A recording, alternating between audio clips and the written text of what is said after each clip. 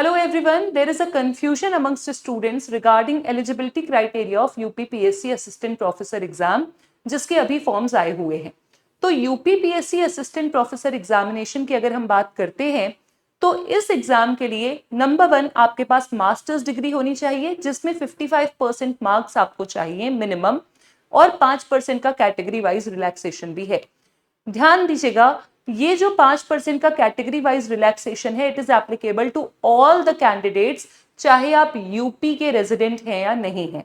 Number 2, आपके पास net या फिर सेट या फिर स्लेट एग्जाम का सर्टिफिकेट होना चाहिए।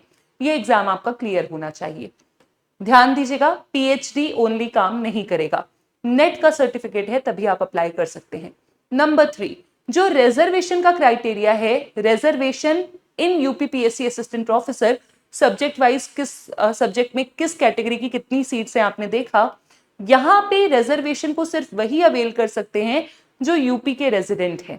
यहां पर रिजर्वेशन जो नॉन यूपी वाले जितने भी कैंडिडेट्स हैं वो नहीं ले सकते। नॉन यूपी के जितने भी कैंडिडेट्स इस एग्जाम में बैठेंगे वो सारे के सारे जनरल कैटेगरी, अनरिजर्व कैटेगरी से ही एग्जाम देंगे। So now the question is this कि अगर आपको यहां पर रिजर्वेशन नहीं मिल रहा और आपने जो नेट का सर्टिफिकेट है अपना वो किसी रिजर्वेशन के थ्रू हासिल किया है तो क्या वो एप्लीकेबल होगा? हाँ जी, वो एप्लीकेबल होगा। आपके पास नेट का सर्टिफिकेट होना चाहिए। नेट के सर्टिफिकेट के जो भी रिजर्वेशन के क्राइटेरियाज थे आप वो फुलफिल करते थे, इसीलिए आपको वो नेट का सर्टिफिकेट मिला है। And now coming to this exam, यहाँ पे वो नेट का सर्टिफिकेट ही चाहिए। You can appear for this, but अगर आपको यहां पर रिजर्वेशन अवेल करना है तब आप उस कैटेगरी से हो और आप यूपी के रेसिडेंट हो तभी आप कर सकते हो।